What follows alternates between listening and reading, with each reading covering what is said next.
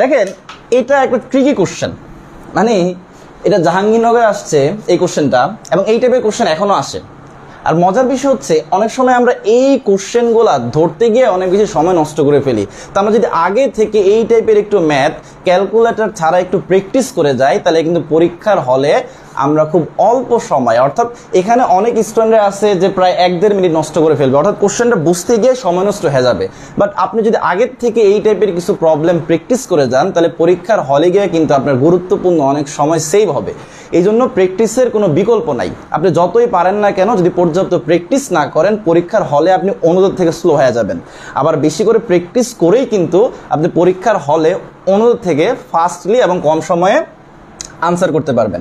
আচ্ছা, এখানে বলছে সোডিয়াম হাইড্রোক্সাইড দ্রবণের পিএইচ কত, এবং ব্র্যাকেট দিয়ে আপনাকে বলে দিছে আপনার ঘনমাত্রা কত, 1 মোলার। আচ্ছা দেখেন, আমরা যদি একটু লেন্দি হইতে করতাম, যেহেতু সোডিয়াম হাইড্রোক্সাইড একটা ক্ষার, আমরা এর আগে পিওএইচ নির্ণয় করব। তাহলে আমাদের পিওএইচ এর সূত্র কত? সূত্র কি? যে pOH equal to minus log OH মাইনাসের ঘনমাত্রা। তো এখানে আমাদের OH মাইনাস, যেহেতু একটা সোডিয়াম হাইড্রোক্সাইড একটা মনোপ্রোটিক ক্ষার, তাহলে সোডিয়াম হাইড্রোক্সাইডের জলীয় দ্রবণে 1:1 হবে, অর্থাৎ সোডিয়াম হাইড্রোক্সাইডের জলীয় দ্রবণে কিন্তু একটা OH মাইনাস উৎপন্ন হবে।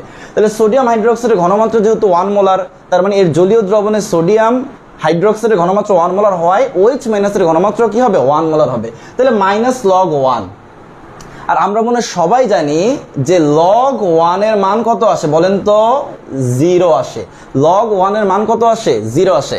আপনারা ক্যালকুলেটর হাতে নেন, ক্যালকুলেটর হাতে নিয়ে লগ প্রেস করে 1 প্রেস করেন, অথবা এখানে যেটা আছে সেটাই, যে মাইনাস লগ 1 প্রেস করেন, দেখবেন যে আনসার কি আসতেছে? আপনার 0 আসতেছে। তাহলে দেখেন পিওএইচ যদি 0 হয়, পিওএইচ যদি 0 হয়, তাহলে পিএইচ কত হবে? 14 হবে না? পিওএইচ যদি 0 হয় তাহলে পিএইচ কত হবে? 14 হবে। তার মানে এটার আনসার কত? 14। তাহলে আমরা যদি এক কথায় বলি যে কোনো মনোপ্রোটিক অম্ল বা কোনো মনোপ্রোটিক ক্ষারের ঘনমাত্রা যদি 1 মোলার থাকে, ঘনমাত্রা ধরেন একটা অম্লের জন্য, একটা অম্লের ঘনমাত্রা যদি 1 মোলার থাকে, সেই অম্লের পিএইচ হবে 0। আর একটা ক্ষারের ঘনমাত্রা যদি 1 মোলার থাকে, সেই ক্ষারের পিএইচ হবে 14। তাহলে ঘনমাত্রা 1 মোলার দিলে হয়টা কি? ওই যে মাইনাস লগ 1 এর মানটা 0 আসে। তাহলে যদি অ্যাসিড হয় তাহলে পিএইচ এর মান সরাসরি 0, আর যদি ক্ষার হয় তাহলে পিওএইচ এর মানটা 0 আর পিএইচ এর মানটা কত হয়? 14 হয়। তাহলে দেখেন, জাস্ট একবার যদি আপনি এই অঙ্কটা প্র্যাকটিস করেন, আর এই টাইপের অঙ্ক পরীক্ষার হলে ফেস করলে কিন্তু আপনার 1 সেকেন্ডও সময় লাগবে না আনসার করতে।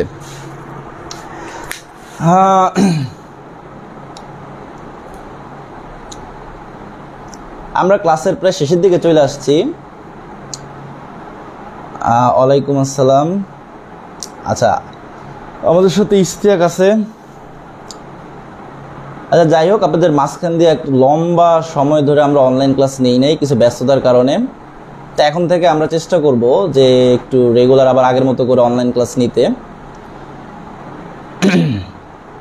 আচ্ছা দেখেন, আমরা যে এই ট্রিক্সগুলো দিতেছি, আপনাদের কাছে কি মনে হয় এই ট্রিক্সগুলো ব্যবহার করে আপনি অল্প সময়ে ম্যাথগুলো করতে পারবেন? দেখেন, এখানে বোর্ডে যতগুলা ম্যাথ করানো হয়েছে, যারা বিশেষ করে সেকেন্ড ইয়ারের আছেন, যারা অলরেডি রাসায়নিক পরিবর্তন চ্যাপ্টারটা শেষ করছেন, তাদের কারোরও কিন্তু এই ম্যাথগুলা মানে করতে না পারার কথা না, সবাই কিন্তু ম্যাথগুলো করতে পারবেন আমি জানি। আমরা জাস্ট এটা দেখানোর চেষ্টা করতেছি যে আপনি কিন্তু এই ম্যাথগুলা ক্যালকুলেটর ছাড়াই খুব অল্প সময়ে, বিশেষ করে এমসিকিউর ক্ষেত্রে আপনাকে খুবই হেল্প করবে। আপনি দেখা যায় 2 থেকে 3 সেকেন্ডের মধ্যে এই টাইপের ম্যাথগুলা আনসার করতে সক্ষম হবেন। আর অ্যাডমিশন যেহেতু একটা প্রতিযোগিতামূলক পরীক্ষা, সেখানে শুধু আপনার আনসার করাটাই মুখ্য ব্যাপার না, মাথায় রাখবেন। আপনার বোর্ড পরীক্ষায় আপনি একটা সাবজেক্টে 80+ ওঠাইতে পারলে কিন্তু আপনি জিপিএ 5 বা আপনার A+ আসতেছে। এক্ষেত্রে আপনার ধরেন 100 জন পরীক্ষা দিছে, 100 জনও যদি আপনার 80-র উপরে পায়, তাহলে 100 জনই কিন্তু আপনার A+ পাবে। কিন্তু অ্যাডমিশনের চিত্রটা একটু ভিন্ন। আপনারা এই জন্য দেখেন যে প্রতি বছর কাট মার্কটা ওঠানামা করে, যে সর্বনিম্ন কত নাম্বার পেয়ে চান্স পাইছে এটা প্রতি বছর একটু ওঠানামা করে। কারণ কি? ফর এক্সাম্পল ধরেন কোনো প্রতিষ্ঠানে আপনার 20টা সিট আছে, তো সেখানে 100 জন পরীক্ষা দিল, ধরেন 100 জনই একবারে চান্স পাওয়ার যোগ্য, 100 জনে খুবই মেধাবী, কেউ কারো ক্ষেত্রে কম না। বাট রিয়েলিটি হচ্ছে দিন শেষে কিন্তু ওই 100 জনের মধ্যে 20 জনই আপনার চান্স পাবে, কারণ সিটে কয়টা আছে? 20টা আছে। তো এই জন্য আপনাকে শুধু পারলেই হবে না, অন্যদের থেকে ভালো করে পারা লাগবে। শুধু আনসার করলে হবে না, অন্যদের থেকে কম সময় আনসার করতে হবে। আপনি কত বেশি পরিমাণ ঠিক আনসার করে আসতে পারবেন এবং কত কম সময়ে কত বেশি আনসার করতে পারবেন, এই জিনিসগুলাই কিন্তু অন্য একটা ক্যান্ডিডেট থেকে আপনাকে আগায় রাখবে। এটা একটু মাথায় রাখবেন। আসলে আমাদের লাস্ট যে অঙ্কটা, এই অঙ্কটা একটু দেখতে বড় মনে হইতেছে, বাট এটা করা 2 সেকেন্ডের ব্যাপার। একটা জিনিস বলে রাখি, আমরা শুরুতেই বলছিলাম যে পিএইচ এর সূত্র কি? PH equal to minus log H প্লাসের ঘনমাত্রা। তো এই ফর্মুলা দেখে আমরা বুঝতে পারতেছি যে কোনো জলীয় দ্রবণে যদি হাইড্রোজেন আয়নের ঘনমাত্রাটা অনেক বেশি হয়, সেই জলীয় দ্রবণের পিএইচ কম হবে। আর যদি আপনার হাইড্রোজেন আয়নের ঘনমাত্রাটা কম হয়, পিএইচ বেশি হবে। তাহলে আমি যদি আপনাকে একটা কোশ্চেন করি, কোনো জলীয় দ্রবণের পিএইচ যদি বাড়ানো হয়, তাহলে বলুন তো হাইড্রোজেন আয়নের ঘনমাত্রা বাড়বে না কমবে? দেখেন, কোনো জলীয় দ্রবণের পিএইচ বাড়ানো হয়েছে, তার মানে হাইড্রোজেন আয়নের ঘনমাত্রা কমবে। আর যদি কোনো জলীয় দ্রবণের পিএইচ কমানো হয়, হাইড্রোজেন আয়নের ঘনমাত্রা বাড়বে। মানেটা কি? ধরেন একটা এক্সাম্পল দিই, একটা জলীয় দ্রবণের পিএইচ ধরেন 3 আছে, ফর এক্সাম্পল একটা জলীয় দ্রবণের পিএইচ কত? 3। এখন এই পিএইচটাকে যদি আমরা 3 থেকে বৃদ্ধি করে 6 করি, তাহলে দেখেন পিএইচ বাড়ানো হয়েছে না, তার মানে হাইড্রোজেন আয়নের ঘনমাত্রা কি বলেন তো? কমে যাবে। পিএইচ বাড়ানো হয়েছে, তার মানে হাইড্রোজেন আয়নের ঘনমাত্রা কি? কমে যাবে। আবার যদি আমরা 3 থেকে কমিয়ে ধরেন 1 নিয়ে গেলাম, মানে পিএইচ কমাইলাম, তার মানে ওই জলীয় দ্রবণে হাইড্রোজেন আয়নের ঘনমাত্রা কি? বেড়ে যাবে। তাহলে মাথায় রাখবেন, কোনো জলীয় দ্রবণে যদি কোনো পিএইচ একটা মান থেকে সেটাখান থেকে বৃদ্ধি করা হয়, তাহলে হাইড্রোজেন আয়নের ঘনমাত্রা কি? হ্রাস পাবে। আর যদি পিএইচ এর মানটা কোনো একটা মান থেকে হ্রাস করা হয়, তাহলে হাইড্রোজেন আয়নের ঘনমাত্রা বৃদ্ধি পাবে। তো আপনাকে জিজ্ঞেস করবে যে কত গুণ বৃদ্ধি পাবে বা কত গুণ হ্রাস পাবে। তো দেখবেন যে যখন এমসিকিউতে অপশন থাকবে, 4টা অপশনের মধ্যে 2টা অপশন থাকবে বৃদ্ধি, 2টা থাকবে হ্রাস। তো আপনি যখন দেখবেন যে কোশ্চেনে পিএইচ কি করা হয়েছে? বৃদ্ধি করা হয়েছে, তাহলে আনসারটা অবশ্যই কি হবে? হ্রাস পাবে। কারণ কি? এইচ প্লাস ঘনমাত্রা কি? হ্রাস পাবে। আর যদি পিএইচটা হ্রাস করা হয়, এইচ প্লাসের ঘনমাত্রা বৃদ্ধি পাবে। আর কত গুণ সেটা বোঝা আরো ইজি। দেখেন এই কোশ্চেনে কি বলছে, যদি কোনো দ্রবণের পিএইচ এর মান 2 থেকে 5-এ পরিবর্তন হয়, তবে এইচ প্লাসের ঘনমাত্রা কত গুণ কমবে? একটু ঠান্ডা মাথায় খেয়াল করেন। 2 থেকে 5-এ আনা হয়েছে, 2 থেকে কি 5-এ আনা হয়েছে না? তাহলে 2 এবং 5-এর মধ্যে ডিফারেন্স কত বলেন তো? 3। তাহলে এখানে যেই সূত্রটা অ্যাকচুয়ালি অ্যাপ্লাই করা হয় সেটা হচ্ছে এটা।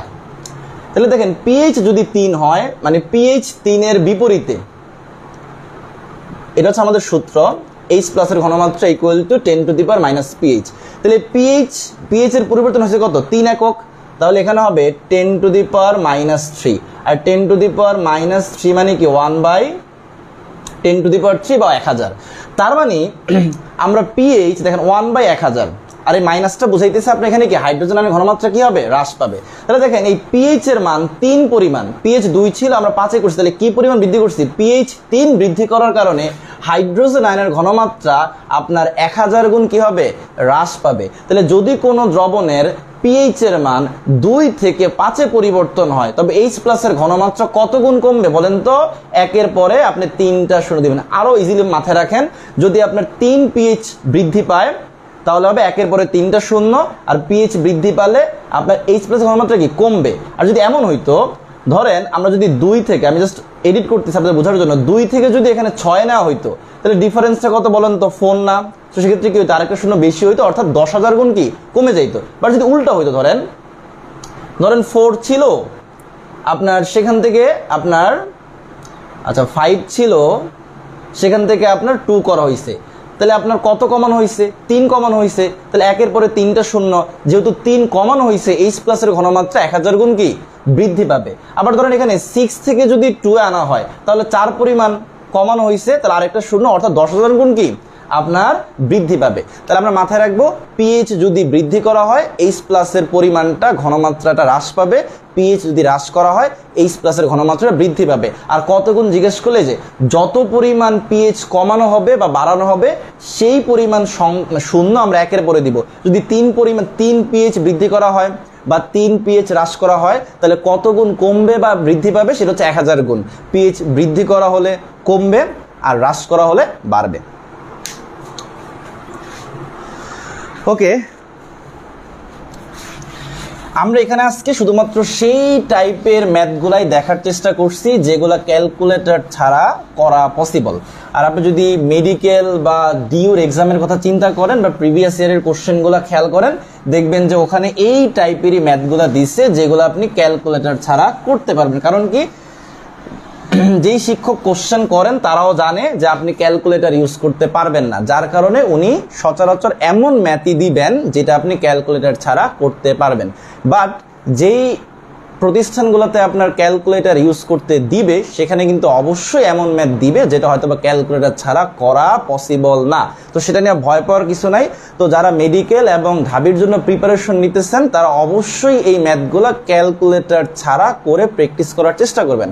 কারণ বোর্ড পরীক্ষা পর্যন্ত আমরা ক্যালকুলেটর ইউজ করতে করতে ক্যালকুলেটরের উপর এত বেশি ডিপেন্ডেন্ট হয়ে যাই, কেউ যদি আমাকে বলে 4 5 কত, আমরা সেটাও ক্যালকুলেটর দিয়ে হিসাব করে বলি যে 4 5 20। কারণ কি, ওই যে ক্যালকুলেটরের সাথে একটা বিশ্বাসের সম্পর্ক হয়ে গেছে যে যতক্ষণ না ক্যালকুলেটরের ডিসপ্লেতে আমরা 4 5 20 দেখতেছি যে 4 এবং 5কে গুণ করলে 20 আসে, এটা ক্যালকুলেটরের ডিসপ্লেতে না দেখা পর্যন্ত মনের মধ্যে কেন জানি তৃপ্তি আসে না। এটা হচ্ছে অভ্যাস। তো যারা মেডিকেল এবং ঢাবির জন্য প্রিপারেশন নিতেছেন অবশ্যই যেই ম্যাথগুলা ক্যালকুলেটর ছাড়া করা যায় সেগুলো অবশ্যই ক্যালকুলেটর ছাড়া করে একটু প্র্যাকটিস করবেন, কারণ চর্চার একটা বিষয় আছে। আদারওয়াইজ পরীক্ষার হলে অনেক ইজি ক্যালকুলেশন করতে গিয়ে আপনি আটকাই পড়বেন। কারণ কি, ওই যে আপনি সবসময় ছোটোখাটো ক্যালকুলেশন কি করছেন, ক্যালকুলেটর দিয়ে করার চেষ্টা করছেন বা করছেন, যার কারণে ছোটোখাটো প্রবলেম বা ছোটোখাটো ক্যালকুলেশনও কি আপনার ক্যালকুলেটর ছাড়া করতে গিয়ে সমস্যা হবে। তো সবাই ভালো থাকেন, সুস্থ থাকেন, ইনশাল্লাহ নেক্সট কোনো অনলাইন ক্লাসে দেখা হবে।